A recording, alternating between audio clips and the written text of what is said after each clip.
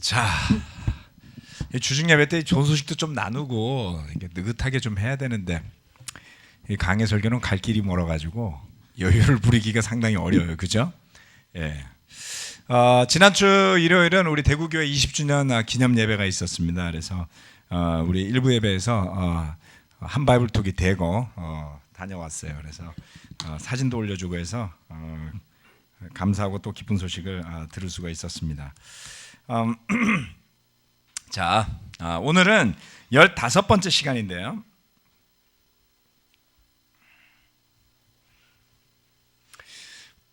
레슨을 할 때 보면 제가 가끔 시작할 때 마음이 너무 넉넉한 거예요. 40분씩이나 있네. 그리고 기분 좋게 이야기하다가 가면 꼭 시간이 모자라요. 그래서 오늘은 그냥 바로 본론으로 넘어가서 뒷부분의 시간을 좀 확보하고 초점을 맞춰볼 생각입니다. 오늘은 15번째 시간인데 오늘 6장이 끝나게 됩니다. 이제 주일부터 7장 넘어가서 7장, 8장, 9장, 10장, 11장, 12장, 13장 7개 장이 남았거든요. 얼추 저는 처음에 한 25개 정도 예상을 하고 시작을 했습니다. 각 장당 한 2개 정도씩 그런 페이스로 오다가 어떤 장은 한 3개, 어쩔 수 없이 피할 수 없이 한 3개 정도로 이렇게 진행하는 경우도 있었습니다. 뭐 올해 안에 다 안 끝나면 내년으로 좀 넘겨서 해도 되지 않을까요? 예. 양해를 좀 해주십시오. 예. 신선하지 않다 이렇게 생각하지 마시고. 자, 오늘은 제목이 하나님의 약속과 맹세입니다. God's promise and the oath 이렇게 제목을 적어봤습니다. 자, 약속을 상속받는 사람들, 하나님의 약속과 맹세, 이 두 가지는 정말 잘 생각해보면 너무나 놀라워요. 같이 우리 12절, 13절 말씀을 한번 다 같이 읽어보도록 하겠습니다. 시작. 여러분은 게으른 사람이 되지 말고 믿음과 인내로 약속을 상속받는 사람들을 본받는 사람이 되어야 합니다. 하나님께서는 아브라함에게 약속하실 때에 자기보다 더 큰 분이 계시지 아니하므로 자기를 두고 맹세하시고서 이렇게 나와 있어요. 그 다음 구절을 넘어가면 아브라함에게 하나님이 약속하시고 또 맹세하신 구절이 나옵니다.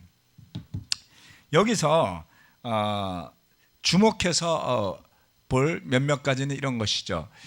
히브리서 전체에 흐르는 몇 가지의 키워드가 있다고 말씀드렸었죠. 그 중에 하나는 당연히 믿음입니다. 그런데 그 믿음과 같이 따라 나오는 그 믿음을 뒷받침하는 단어는 인내예요.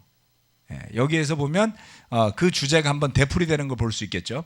게으른 사람이 되지 말고 믿음과 인내로 약속을 상속받는 이라는 데서 굉장히 중요한 6장 후반부로 들어가는 힌트가 들어있는 겁니다. 자, 약속을 상속받는 이란 것에 대해서 그 뒤에 설명을 통해서 좀 더 보도록 하겠습니다. 자, 믿음과 인내로 약속을 받은 사람이 있어요. 그 사람이 누구였냐면 아브라함이었습니다. 그런데 이 6장 13절부터 14절에 이어서 이야기하는 그 약속을 상속받는 부분에 대한 말씀은 창세기 22장에 나오는 말씀입니다. 자, 하나님의 맹세를 받는데요. 자, 창세기 22장 15절부터 18절까지의 말씀을 제가 적어놨습니다. 이걸 참고로 해보십시오. 이 창세기 22장은 아브라함이 20 몇 년을 기다린 끝에 약 한 25년을 기다린 끝에 하나님께서 자손을 주시겠다는 약속대로 이삭이 태어났어요. 그런데 어느 날 그 이삭이 무럭무럭 잘 자라는데 하나님께서 아브라함에게 뭐라 했냐면 그 이삭을 제물로 바치라고 명령을 했습니다. 그래서 아브라함이 군말 않고 그 이삭을 데리고 모리아산으로 가서 이삭을 제물로 드리는 순간에 하나님께서 그를 멈추시고 다른 짐승을 제물로 보내주셨죠. 그때에 뒤이은 말씀이 바로 이 구절들입니다. 주님의 천사가 하늘에서 두 번째로 아브라함을 불러서 말하였다. 주님의 말씀이다. 주님의 말씀이에요. 내가 친히 맹세한다. 내가 이렇게 너의 아들까지 너의 외아들까지 아끼지 않았으니 내가 반드시 너에게 큰 복을 주며 너의 자손이 크게 불어나서 하늘의 별처럼 바닷가의 모래처럼 많아지게 하겠다. 너의 자손은 원수의 성을 차지할 것이다. 내가 나에게 복종하였으니 세상 민족이 내 자손의 덕을 입어서 복을 받게 될 것이다. 아멘. 하나님은 아브라함에게 축복을 약속하셨어요. 그 축복의 시작은 창세기 12장에 나오는 것입니다. 그런데 하나님께서 한 번 말씀하신 것으로 끝내지 아니하시고 그에게 몇 번에 걸쳐서 다시 약속을 일깨워 주시는 과정을 창세기 읽어보신 분들은 어렴풋이 창문 너머 추억이 생각나시나요? 아브라함에게 몇 번 이야기했어요. 그렇죠, 하나님이. 예. 자, 그런데 그 몇 번 이야기하신 마지막에는 뭐를 하셨냐면 축복에 더해서 하나님께서 맹세까지 하셨어요. 자,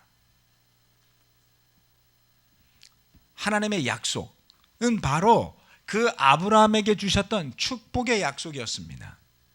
그래서 이 천사가 와서 그 아브라함의 믿음을 보고 하나님의 메시지를 그에게 전달하면서 약속을 다시 일깨워 주죠. 그렇죠? 여기에 그 약속이 나와 있습니다. 뒤에. 예. 너에게 큰 복을 주고 너의 자손이 크게 불어나서 하늘의 별, 바닷가의 모래처럼 많아지게 하겠다. 엄청난 수의 후손으로 축복을 하겠다라는 약속이었어요. 뿐만 아니라 그의 자손들이 원수의 성을 차지하고 그리고 세상 모든 민족이 그의 후손의 덕을 입어서 복을 받게 된다고요. 여러분 대단하지 않습니까? 이거 대부분 그냥 슬쩍 넘어가요. 나하고는 상관없겠지 이렇게 생각하시는 거예요. 여러분 잘 생각하세요.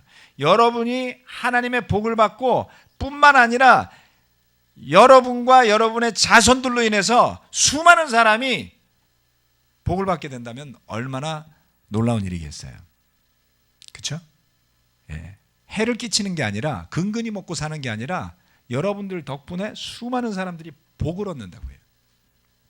이건 대단한 것이죠. 사실은 잘 떠들떠 보면 이 아브라함의 축복이야말로 나에게 해당될 수만 있다면, 내가 그 믿음을 가질 수 있다면 오늘날 여러분들 대부분이 고민하는 먹고 사는 것에 대한 고민, 우리의 자손들이 정말 제대로 공부하고 이 험한 세상에서 경쟁 시대에 생존할 수 있을까라는 두려움에서 탈피하실 수가 있어요. 그 믿음이 있다면. 자, 그래서 하나님께서 약속과 맹세를 하셨는데요. 16절 17절 말씀은 이것을 부연해서 설명하고 있습니다. 이것도 다 같이 한번 읽어보도록 할까요?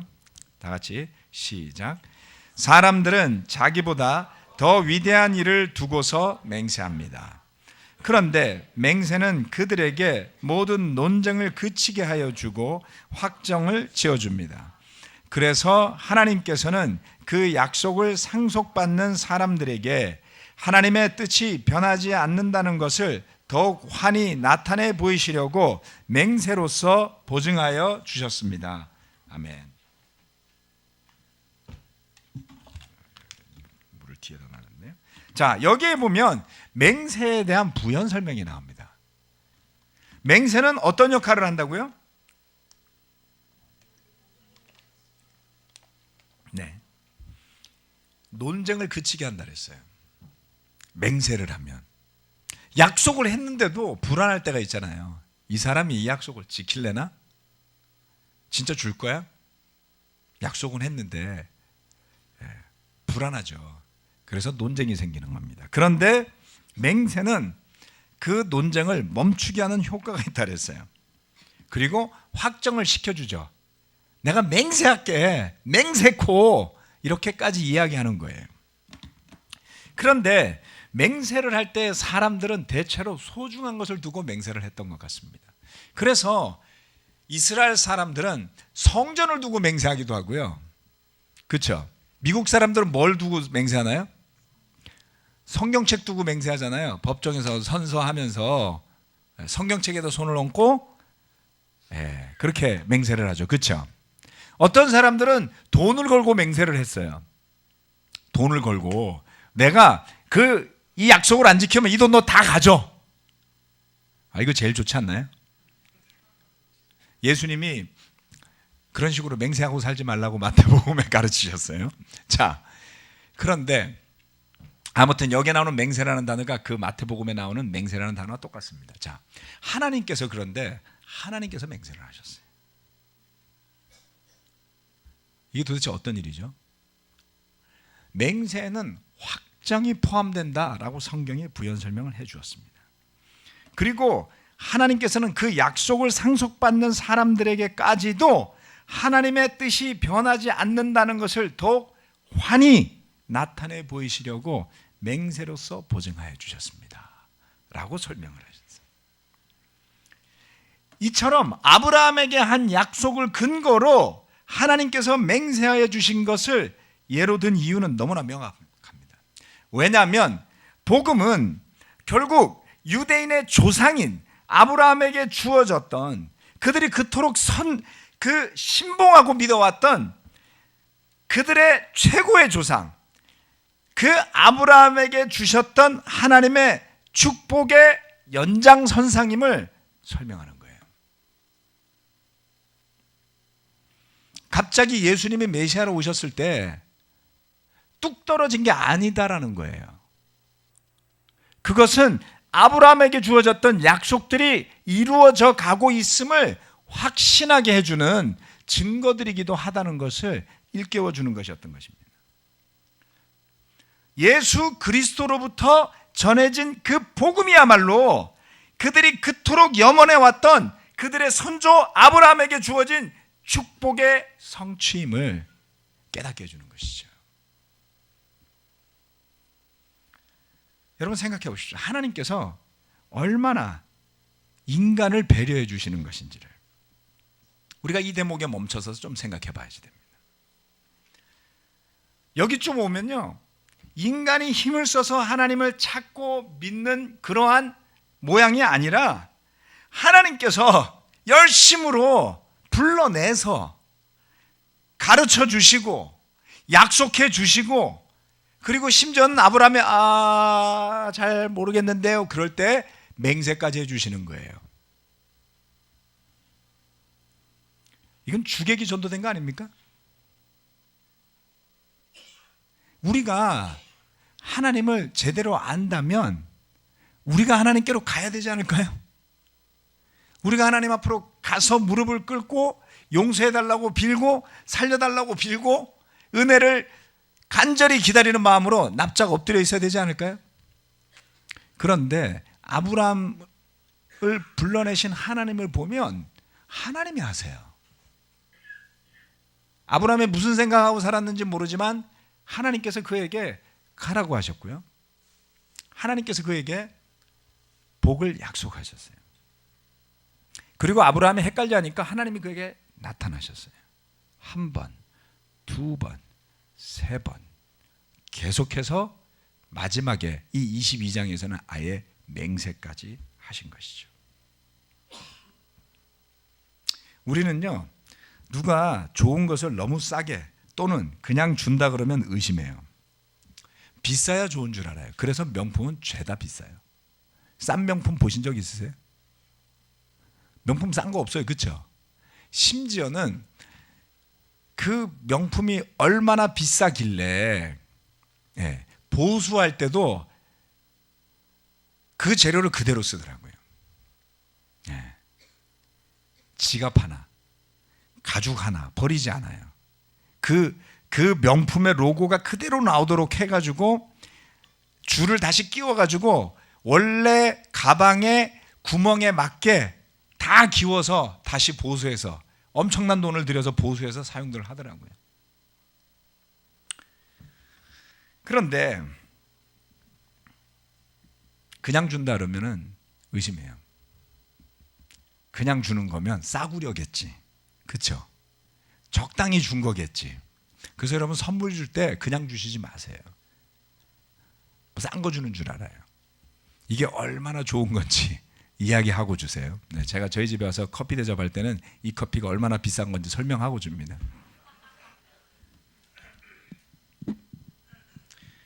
결국 그 명품의 가격 전략이 들어먹히는 이유는 특별히 대한민국에서 잘 들어먹히죠. 그렇죠? 샤넬이 한국에서는 값을 내리는 법이 없다 그러잖아요. 예? 그럼에도 불구하고 날개도 친 듯이 팔리죠. 그 이유는 뭐냐면 탐욕스럽게도 차별성을 원하는 속물 근성 때문입니다. 여러분, 우리나라에 많은 사람들이 시스템에 문제가 있다고 이야기들을 하곤 해요. 맞습니다. 시스템에도 문제가 있겠죠. 지난 주말에 시험이라는 주제로 EBS에서 쭉 그 시험 시스템을 조명하는 프로그램을 잠시 봤습니다. 요즘 그 시험 공부하는 학생들을 보면요, 요즘은 내신, 뭐 이제 자녀가 없으신 분들 관심 없는데 그냥 대충 참고로 들으세요. 여러분 옛날 시절 했던 거 좀 달라요. 내신, 그 다음에 뭐 수능, 그 다음에 수시, 그 다음에 논술, 굉장히 복잡해요. 저 이전 시대는 본고사 시절이 있었습니다. 본고사 시절. 본고사 시절 대학 가신 분 여기 계세요? 김성진 교수님 본고사 아니에요? 본고사 정도 되실 것 같은데 아니네. 예. 여러분 저도 그 시절은 아닌데요. 예. 대학이 그냥 시험을 봐가지고 학생들을 뽑던 시절이 있었어요. 그때는 입시가 중학교부터 있었어요. 우리 선배들은 중학교부터 목숨 걸고 들어갔어야 돼요. 좋은 중학교를 가야지만 고등학교 갈 수 있고 대학 갈 수 있고, 입시가 초등학교 졸업하면서 중학교 가면서 있었던 거예요. 그 다음 고등학교 갈 때 또 한 번 더 있어요. 명문 고등학교를 갔어야지 돼요. 예. 저희 시대는 뺑뺑이 시대라 그래가지고 그냥 지역 단위로 돌려서 하는 바람에 저는 운 좋게 명문 고등학교를 갔습니다. 실력으로 간 게 아닙니다. 그런데 그 본고사 시스템에 문제가 있다 해서 우리 시대에 그것을 바꿨어요. 요즘은 수능이라 부르고 그때는 학력고사라고 불렀습니다. 학력고사. 그래서 전부 학력고사만 보면 전국의 학생들이 똑같은 시험을 보고 그 성적의 고화만 가지고 과를 정해서 가면 됐어요. 그렇죠? 그리고 그때는 운 좋으면 문 닫기 전에 사람 적게 온 데를 가면 성적이 낮아도 대학을 갈 수 있는 가능성이 있었어요. 그런데 제가 대학을 갈 때쯤 돼서 그것이 변별력이 떨어지고 창의적이지 않다 그래서 논술고사가 생겨났습니다. 논술이 생겼어요. 그 다음에 내신이라는 시스템도 만들기 시작했지만 우리가 가던 시절에는 그렇게 힘이 없었어요. 그런데 요즘 학생들은 거의 고문을 당하듯이 살고 있습니다. 내신이 좋아야지만 수시 지원을 할 수가 있고요. 그리고 수시 지원을 했다 하더라도 1차 합격을 해도 논술을 따로 봐야지 돼요. 학교별로 실시하는. 정말 너무 복잡해서 아들을 대학을 보낼 수가 없어요. 저는 그래서 아무것도 안 했습니다. 우리 아들이 알아서 하고 주님의 능력으로, 실력이 아니라 아브라함의 축복으로 대학을 갔어요. 여러분 믿고 한번 해보세요. 책임은 제가 지지 않습니다. 여러분의 믿음에 달렸기 때문에. 그래서 저는 시스템을 잘 몰라요. 그런데 문득 이런 생각이 들었어요. 사람들은 시스템을 탓하면서 계속 뜯어고쳤어요. 뜯어고치면서 학생들의 스트레스는 훨씬 더 커졌습니다. 그렇죠? 제가 봐도 우리 자녀들, 저는 그냥 주님한테 맡기고 알아서 해라 주의이기 때문에 저도 스트레스를 덜 받고 우리 애들도 덜 받아요. 그런데 대학을 보내려고 작정한 부모들의 그 스트레스는 말을 못하더라고요. 진짜 문제는 뭘까요? 개인의 이기심과 탐욕의 문제 아닌가요? 경쟁을 왜 하죠? 제가 이런 말씀을 나누는 이유가 있습니다. 왜냐하면 그 경쟁을 막을 수 없는 가장 큰 이유는 시스템의 부재가 아니라 각 개인의 탐욕을 버리라고 가르칠 수도 그렇게 고칠 수도 없기 때문이에요. 지금도요, 경쟁 안 하면 편안하게 공부할 수 있어요. 그렇죠? 우리 교회 형제 중에는 자녀를 학교 안 보내는 분들도 있어요. 그 가정은 경쟁에서 완전 프리해요. 무슨 말씀이죠? 우리의 탐욕과 속물근성 같은 세상적인 가치관들이 복음을 싸구려처럼 인식하게 만드는 것입니다. 그야말로 죄가 복음의 귀한 가치를 평가절하하게 만드는 것이죠. 여러분, 정말 복음을 복음답게 하기 위해서 우리가 뭘 해야지 되겠습니까? 예배당을 멋진 유리로 만들고 수정으로 장식하고 대리석으로 장식을 하면 복음이 정말 비싸게 팔리는 걸까요? 아니면 예배드리는 사람들이 명품으로 몸을 두르고 와서 고귀한 척 하면은 복음이 정말 제값을 받을까요? 골로새서 3장 1절 말씀. 자, 이제 그럼 우리는 뭘 해야 되겠느냐? 여기 나오지 않습니다. 양이 많아가지고 여러분 성경을 펼쳐주십시오. 골로새서 3장 1절에서부터 6절 말씀입니다. 골로새서 3장 1절에서 6절 말씀.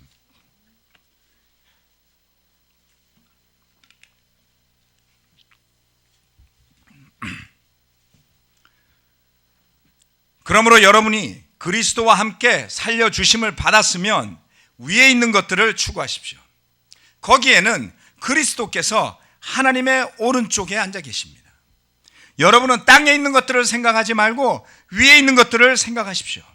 여러분은 이미 죽었고 여러분의 생명은 그리스도와 함께 하나님 안에 감추어져 있습니다.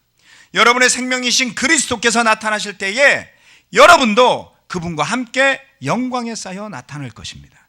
그러므로 땅에 속한 지체의 일들, 곧 음행과 더러움과 정욕과 악한 욕망과 탐욕을 죽이십시오. 탐욕은 우상 숭배입니다. 이런 것들 때문에 순종하지 않는 자들에게 하나님의 진노가 내립니다. 그리스도와 함께 살려주심을 받았는데 무엇을 추구하고 살아야지 되겠습니까? 그 살려주심이 얼마나 소중한 것인지를 제대로 알고 있다면 우리는 무엇을 위해 어떻게 살아야 되는 것일까요? 스스로에게 질문해 보셔야만 합니다. 우리 마음의 중심을 차지하고 있는 것이 무엇인지를, 땅에 속한 지체들의 일을 죽이라 했어요.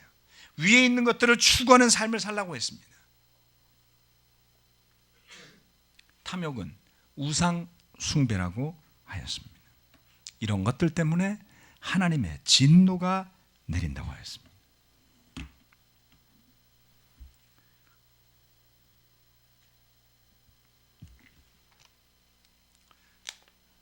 전들 그런 욕심이나 이기심이 없었겠습니까? 아니면 지금도 제 안에 설마 그것이 아주 사라졌을 리가 있겠습니까? 그러나 그렇다고 되는 대로 살면 여러분이나 저나 하나님의 진노의 대상으로밖에 남을 길이 없습니다. 그 하나님의 진노가 내린다는 경고에도 불구하고 땅에 속한 지체의 일에 목을 메고 살아야 할까요? 그렇지 않습니다. 열심히 사는 것도 나쁘지 않고요, 그렇게 수고해서 경제적인 풍요를 이루는 것도 저는 절대 나쁘다고 생각하지 않습니다. 그러나 성실하게 하나님의 하늘나라에 소망을 두고 살아가면서 하나님께서 허락하신 풍요를 감사한 가운데 누리고 나누는 것과 그것을 추구하며 탐욕에 빠져 허우적거리며 사는 것은 분명 다를 거예요. 그렇지 않을까요? 여러분, 경쟁을 만들어내는 가장 근본적인 것은 탐욕과 두려움 때문이에요. 우리가 그것을 이겨내지 못한다면, 그것을 믿음으로 극복해내지 못한다면 정말 허우적대면서 지내기가 십상인 것입니다. 자, 무엇을 생각해야 되겠습니까? 네, 하나님께서 아브라함을 통해서 주시기로 한 그 약속이 상속되어졌다 그랬어요. 그래서 그 아브라함을 통해, 그 아브라함의 후손인 예수 그리스도를 통해 전파되어진 그 복음을 믿는 사람들에게 그 아브라함의 복이 미치고 있음을 히브리서 저자는 이야기하고 있는 것이죠. 아브라함이 어떻게 그것을 받았는지 오래 참은 끝에 약속을 받았노라, 이렇게 이야기를 하고 있습니다. 그리하여 아브라함은 오래 참은 끝에 그 약속을 받은 것입니다. 여기에서 오래 참다라는 그 인내함이라는 것은 이렇게 부르더군요. 마크로 두메오. 자, 마크로라는 단어는 들어보신 적이 아마 있는 단어일 겁니다. 마크로란 말을 많이 쓰죠. 마이크로, 마크로 이런 말 쓰죠, 그렇죠? 예. 자, 마크로라는 단어와 두메오라는 두 단어가 붙었는데요. 마크로라는 단어는 뭐냐면 길다는 뜻입니다. 길게. 그리고 두메오라는 단어는 분노라는 뜻이래요. 그러면 분노를 길게 가지고 있는 거예요. 터뜨리지 말고. 자, 그게 참으란 뜻입니다. 예. long suffering, long tempered 이렇게 부르더군요. 자, 분노를 길게 가지고 있으라고요. 여러분, 엄청 뚜껑이 열리고 열받았는데 그거를 터뜨리지 않고 갖고 있어 보셨어요? 그럼 어떻게 돼요? 얼굴이 울그락불그락 손이 부들부들 그렇게 되지 않던가요? 그렇게 끝까지 견디고 있다 보면 얼굴도 괜찮아지고, 손도 떨리던 손이 멎어지고 이렇게 된다는 것이죠. 한번 해보세요. 다음번에 뚜껑이 딱 열리는 순간에 한번 부들부들 이를 악물고 참아보십시오. 그게 인내라는 겁니다. 얼마나 어려운지 몰라요. 그런데 아브라함은 그렇게 오래 참은 끝에 그 약속을 받게 됩니다. 믿음의 결실을 보는 것은요, 세상에서 결과물을 받아보는 것과는 확연하게 다른 것 같습니다. 여러분, 탐욕은 우리를 지치게 만들지 않습니까? 그 탐욕은 우리로 하여금 견딜 수 없게 하죠. 조급해지게 하지 않습니까? 그러나 믿음은 우리로 하여금 길게 인내할 힘을 주는 것이죠. 인내를 통해서 비로소 믿음의 열매들이 맺히게 되는 것입니다. 자, 그래서 그렇기 때문에 우리에게 희망이, 소망이 있다라는 거예요. 왜냐하면 하나님께서 약속해 주셨고 맹세로 도장까지 찍어준 그것이 확실하게 드러나고 있더라는 것을 이야기합니다. 자, 19절,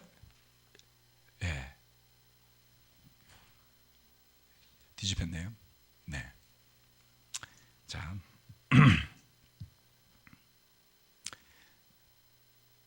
18절, 19절 이게 왜 뒤집혔는지 모르겠네. 제가 찾다가 거꾸로 돼 있는 것 같네요. 자, 우리에게 이 소망이 있으니 그것은 안전하고 확실한 영혼의 닷과 같아서 휘장 안에까지 들어가게 해줍니다. 라는 말씀이 있습니다. 자, 이것은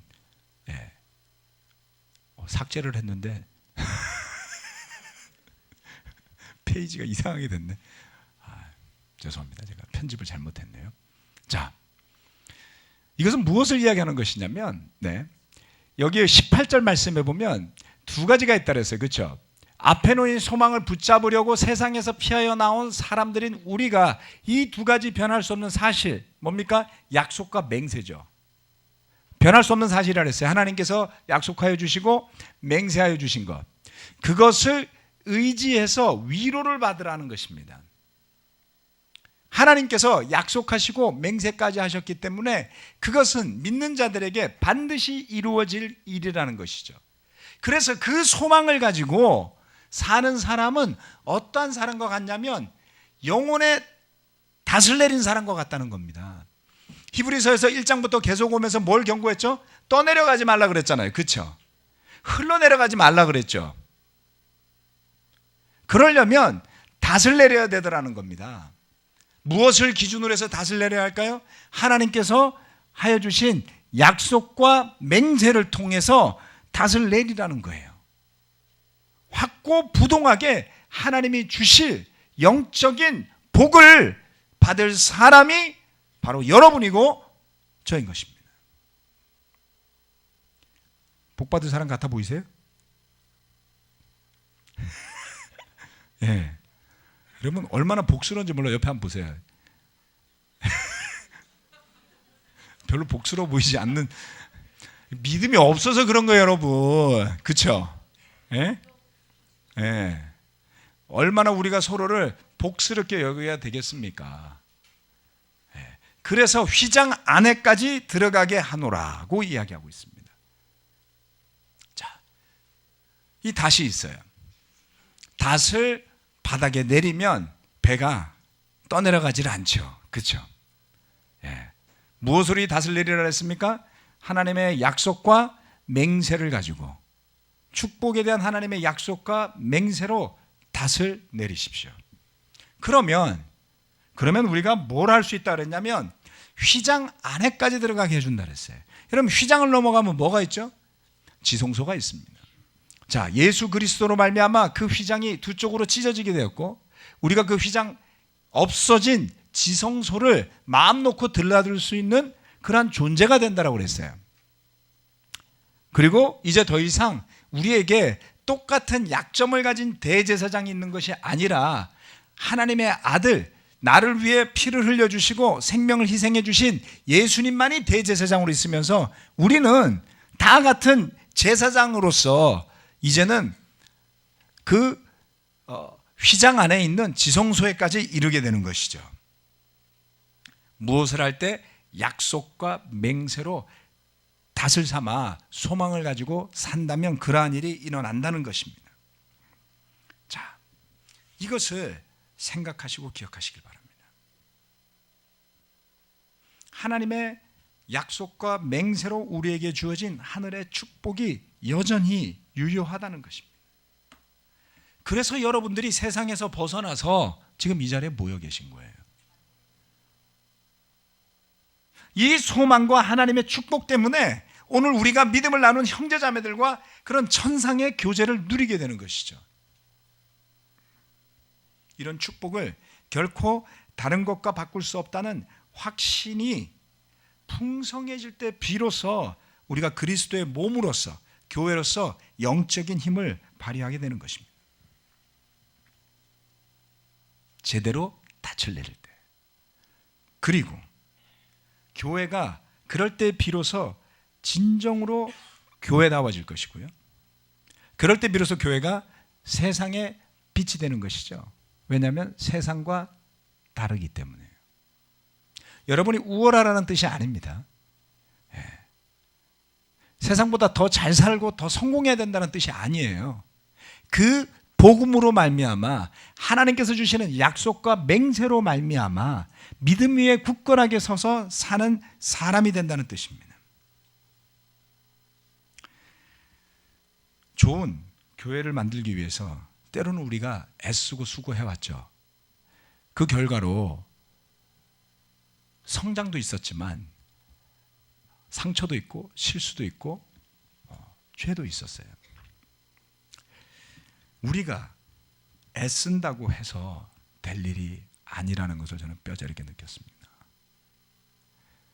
그리스도의 몸이 그리스도의 몸다울 때 비로소 우리가 하나님께서 주신 그 영적인 축복을 있는 그대로 누릴 때 비로소 일어날 일이라는 것이죠. 하나님으로부터 시작된 약속과 맹세, 그리고 예수 그리스도로부터 받은 복음으로 누리는 삶의 축복을 잘 간직하고 기억하십시오. 그리고 그 소망이 확실한 영혼의 닭과 같이 흔들리거나 떠내려감 없이 휘장 안에 지성소, 시은자라는 것을 설명드렸습니다. 예. 하나님의 은혜가 베풀어지는 죄사함을 받을 수 있는 그 언약의 계 위의 자리에까지 이르게 하여 주신다라는 것이죠. 구약의 대제사장만이 들어갈 수 있었던 그 자리에까지 나아갈 수 있게 되었어요. 그렇다면 여러분이 관심을 좀 가져야지 됩니다. 뭐에 대해서? 대제사장직에 대해서요. 여러분은 대제사장이 되라는 뜻이 아니에요. 휘장 안에 대제사장만이 들어가던 데로 들어가잖아요. 그죠? 들어가신다니까요.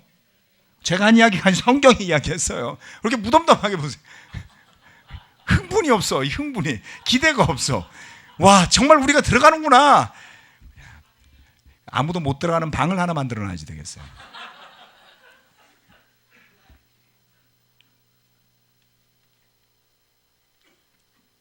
그 특권이 무엇인지를 잘 알아야 됩니다. 그래서 히브리서 저자는 6장의 마지막에 멜기세덱의 계통을 따른 영원한 대제사장 예수님을 소개하면서 7장으로 넘어가는 거예요. 이 기대를 가지고 7장을 보셔야지 돼요. 아무 생각 없이 보시면 멜기세덱? 세덱이야? 멸치야? 이름이 왜 이래? 이러고서 간다고요. 그렇죠? 예. 그래서 그것이 아니라 기대심을 가지고 여러분이 멜기세덱과 그리고 그 멜기세덱의 계통을 이어받은 대제사장이신 예수님에 대한 것을 바라보고자 관심을 가지고 7장을 읽으시고 다음 주에 보도록 하겠습니다. 오늘 말씀 마치도록 하겠습니다. 아멘.